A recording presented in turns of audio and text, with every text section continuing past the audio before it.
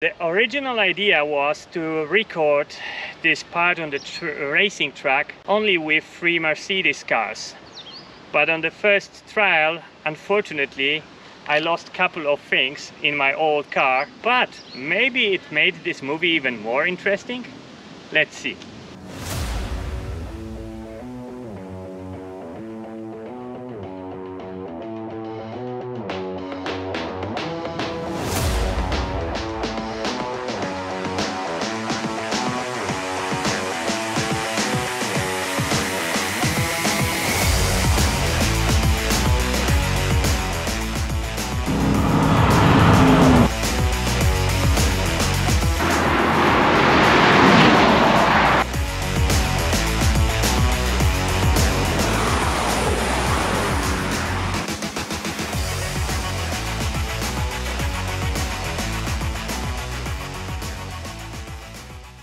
After over 10 races and couple of trials, the drivers were a bit tired, but the cars were tired and the brakes were very tired. We could see some blinking control lights here and there, like check engine or check brakes. That's why we decided to make a lap in more gentle style. Let me tell you a few things about the track in Poznań. The longest straight of this track has 560 meters. So after we passed the finish line of quarter-mile distance, we had only 160 meters to reduce the speed before the curve.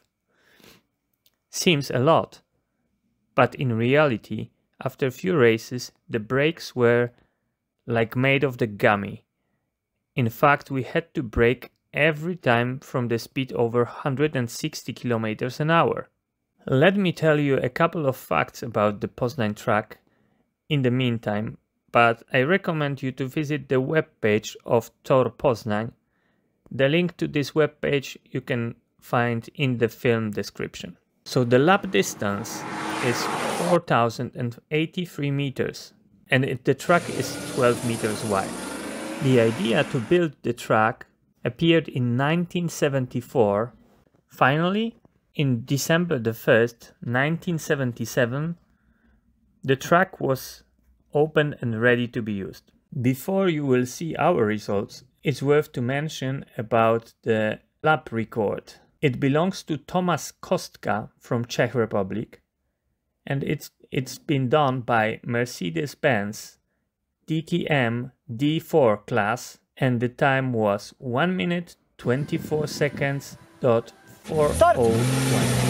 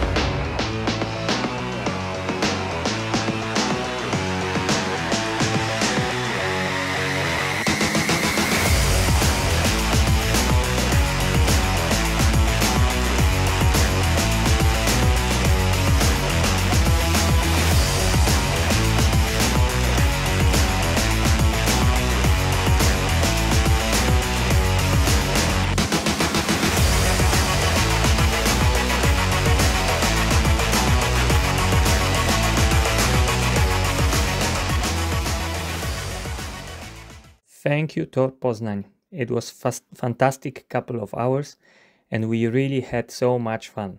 Now let's take a look at another competition. Opening and closing the roof. In general, it's very efficient. We may say that we can do that for sure below 1 minute, even when I do it manually.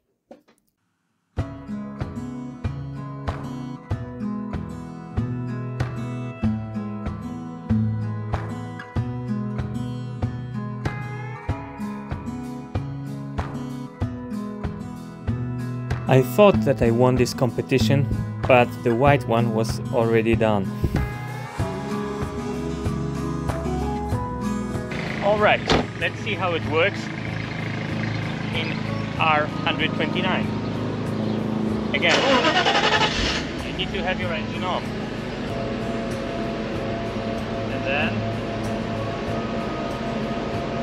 you just push it here.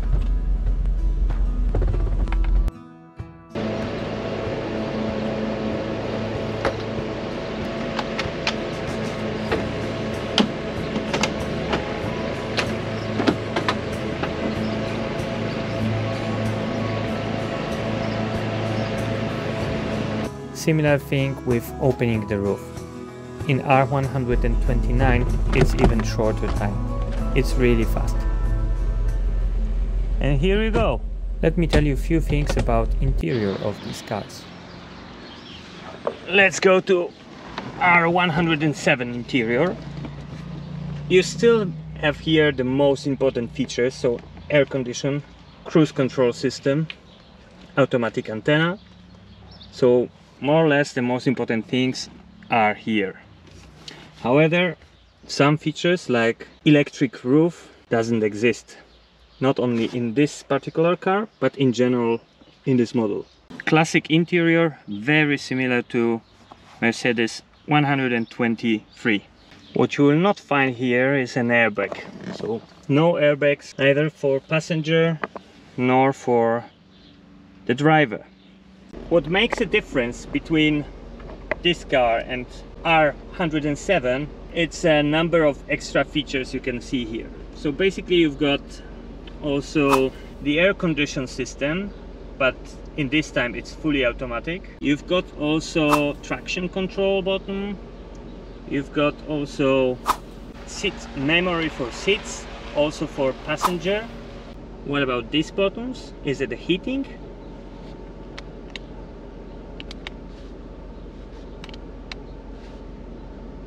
Oh yes, it's a heating. So we don't want it. Now let's take a look at R230. So basically this is most modern car. And you can immediately see it. All the nice features are here.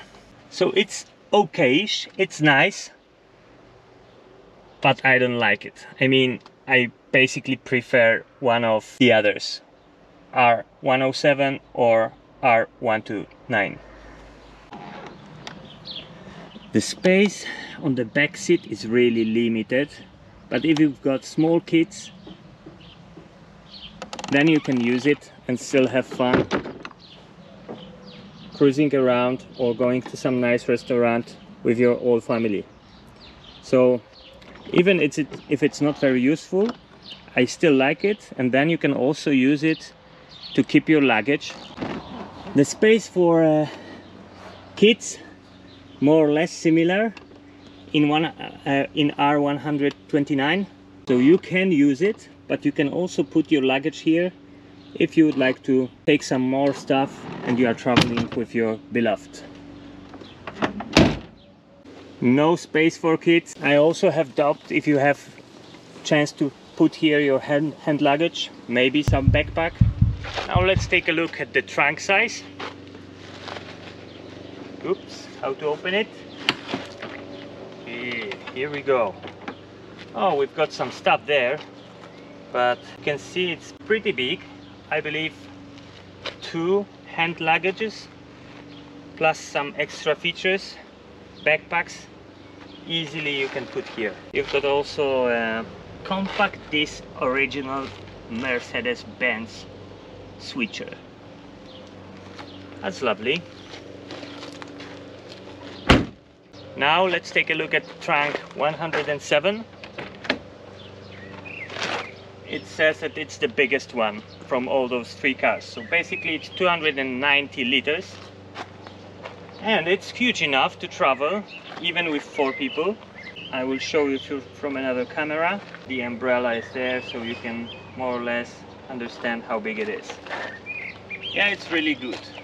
Last but not least, R230. Wow. So because of the hardtop, it is a challenge to put anything here. Yeah. Oh, okay. Now you can at least put something here. Alright, it's not very bad, but I have doubts if 2 hand luggages, typical for the aircraft, you can put without any issues. Alright, you've got a hardtop, but you've got a problem with your leg.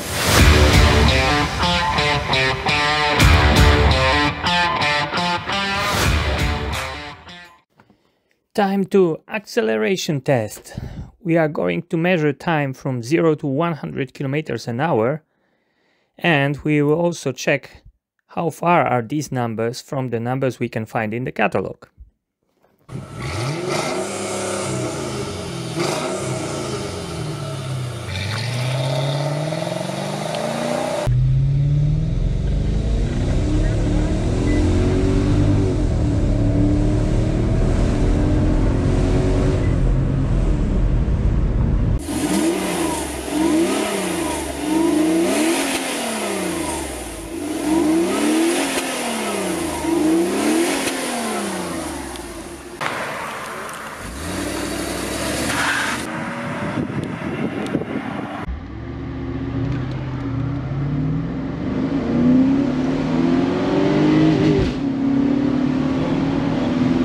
Teraz szybciej.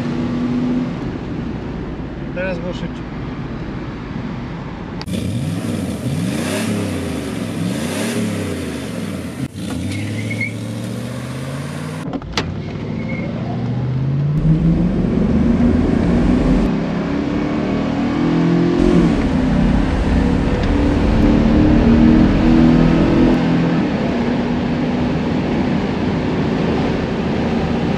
Now I would like to take you for a night ride and then make a kind of summary of this movie.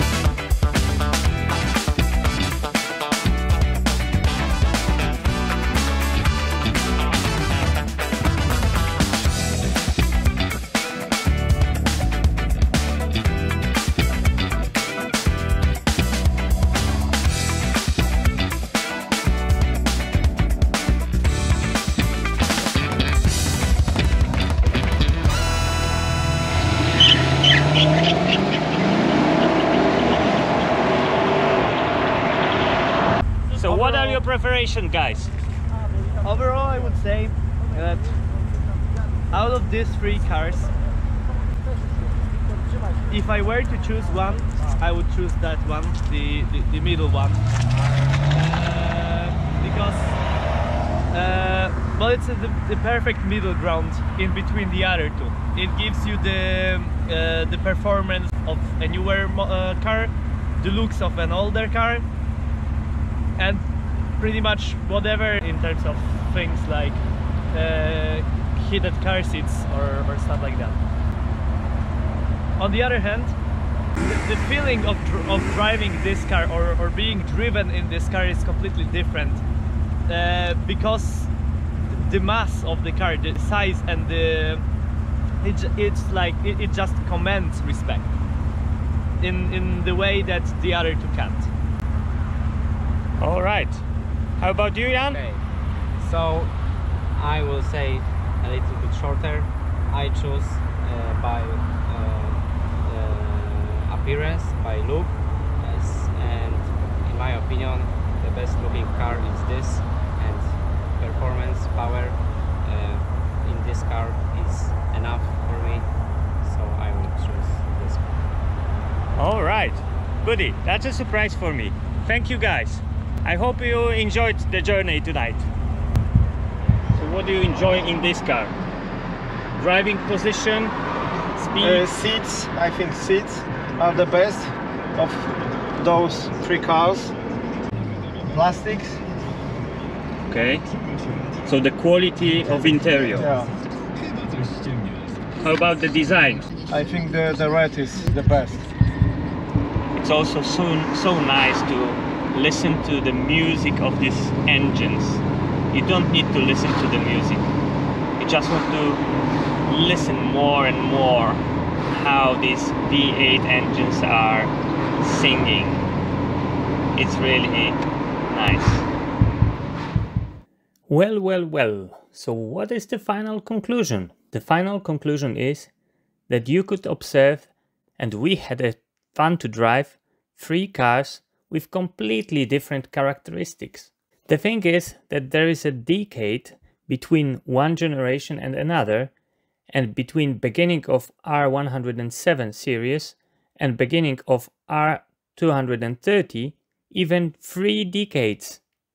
3 decades with significant development of technology and automotive industry. Looking at 3 drivers from Generation Z, each of them preferred another generation of SL. Looking at Generation Y, the same, but we had more drivers. So 2 of them would have choose R129 as the one which mix classic design and high performance. How about you? I'm happy to read it in the comments. And I assume that in most cases the choice might be limited to 2 of them. Or your soul and heart is closer to classic cars, and in such a case you should take a ride in R107 and R129. And if you are more familiar with latest technological features and high speed, then you should take a look at R230 and potentially R129. Of course, there are some other options if you want to spend less money. You can also find some really nice Japanese car like Mazda MX-5 or some nice BMW Z3 or Z4 different generations, which are also perceived as a nice roadsters. I hope it was interesting for you and you enjoyed watching our adventures. If yes, please do not hesitate to subscribe and put your comments. Cheers! Hopefully see you next time. And now, special thanks to our wives, Anna, who started our races with incredible grace, my Anna, who was a support team driver, my colleagues Piotr, Tomik and Łukasz, who took the effort to participate in this crazy idea and use their own cars, the drivers and other team members. Once again, big thanks to the management team of Automobil Klub Wielkopolska and Tor Poznań, especially Krzysztof, thank you. Thanks also to my dad. Without him, I would not have a passion for classic cars. Thank you so much.